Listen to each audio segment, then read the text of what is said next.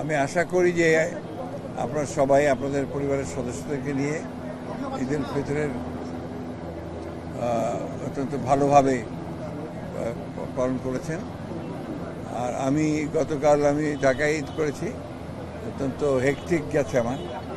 গতকাল নামাজ পড়ার পরে আমরা মাজার জিয়ারত করেছি আমাদের স্বাধীনতার ঘোষক দলের প্রতিষ্ঠাতা শহীদ প্রেসিডেন্ট জিয়াউর রহমানের। তারপরে আমরা বিকাল 4টায় আবার প্রধান উপদেষ্টার ঈদ শুভেচ্ছা জানানোর জন্য আমন্ত্রণ জানিয়েছিলেন, আমরা সেখানে গিয়েছিলাম। এবং রাত্রি 9টার দিকে আমরা আমাদের দলের চেয়ারপারসন এবং অ্যাক্টিং চেয়ারপারসন তারেক রহমান সাহেবের সঙ্গে ভার্চুয়ালি আমাদের পার্টি অফিসে আমরা কথা বলেছি। তো আমি যেহেতু আমার খুব ইচ্ছা ছিল এবার ঠাকুরায় ঈদ করতে পারিনি দেখে আমি একটু অসুস্থ অবস্থায় আমি আজকে এসেছি, কালকে আবার চলে যাব। এবং আমার শরীর ভালো না, আপনারা সবাই জানেন। আমি হয়তো চিকিৎসার জন্যে 6 তারিখে আমি দেশের বাইরে যাব। আপনারা এর মধ্যে দু একজন প্রশ্ন করেছেন, রাজনৈতিক প্রশ্নের উত্তর আমি সাধারণত আপনার ঢাকাতে দেই, এখানে দিলে আবার সেটা আপনাদের কনফিউশন তৈরি হয় অনেক সময়। এখন তো আপনার এই নতুন যে অন্তর্বর্তীকালীন সরকার, তারা তো জনগণের আমাদের সমর্থন নিয়েই তারা এসেছেন এবং একটা অভ্যুত্থান ছাত্র জনতার অভ্যুত্থানের মধ্য দিয়ে এই সরকার এসেছে। তারা দেশের কিছু রাষ্ট্র ব্যবস্থার পরিবর্তনের জন্য কিছু সংস্কার কর্মসূচির সামনে নিয়ে এসেছে, সংস্কার কমিশন তৈরি করেছে। সেই সংস্কারের প্রস্তাবগুলো আমরা সমস্ত যথাযথভাবে আমরা সেটা পর্যালোচনা করেছি, পর্যবেক্ষণ করেছি, পরীক্ষা করেছি এবং আমরা আমাদের দলের পক্ষ থেকে আমাদের যে মতামত সেটা আমরা সংস্কার কমিশনগুলোকে দিয়ে দিয়েছি এবং এটা নিয়ে তারা আগামী দিনে আবার আমাদের সঙ্গে বসবেন, অন্যান্য রাজনৈতিক দলগুলোর সঙ্গেও তারা বসবেন।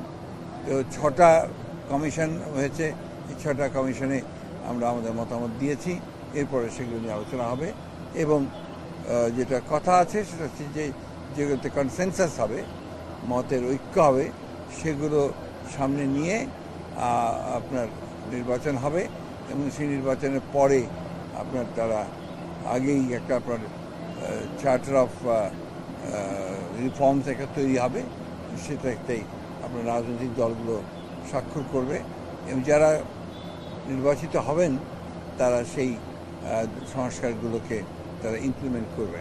এই হচ্ছে মোটামুটিভাবে বর্তমানে রাজনৈতিক একটা বোঝাপড়া।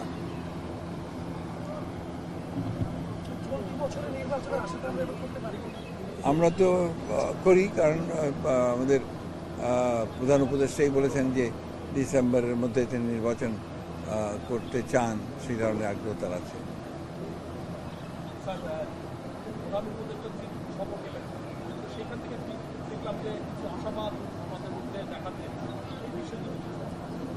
ব্যাপার হচ্ছে কি যে চীন সফর করাটা এটা নিঃসন্দেহে বর্তমান সরকারের একটা, আমি মনে করি যে এটা একটা বড় সাফল্য। কারণ ইতিপূর্বে আওয়ামী লীগ সরকারের আমলে একতরফাভাবে চীনের সঙ্গে একটা দলের সঙ্গে সম্পর্ক গড়ে উঠেছিল, কিন্তু এই সরকারের পরিবর্তনের সঙ্গে সঙ্গে চীন তার যে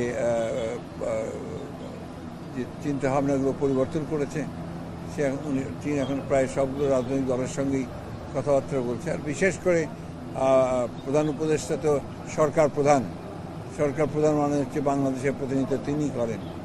চীন যেহেতু অত্যন্ত একটি সমৃদ্ধশালী দেশ এবং ফাইন্যান্সের দিক থেকে চীন দ্বিতীয় পর্যায়ে আছে আপনার মার্কিন যুক্তরাষ্ট্রের পরেই, এবং বাংলাদেশের চীনের যে বিনিয়োগ সেটাও অনেক বেশি এবং চীন কমিটও করেছে যে তারা আগামী দিনগুলোতে এই উৎপাদনে এবং উন্নয়নে তারা বিনিয়োগ করবে। এটা নিঃসন্দেহে আমাদের জন্য আশাবাদের কথা। বারবার করে উত্তর দিচ্ছি তো, আপনারা শুনছেন, এটা একবার না বহুবার দিলাম তো এটার উত্তর।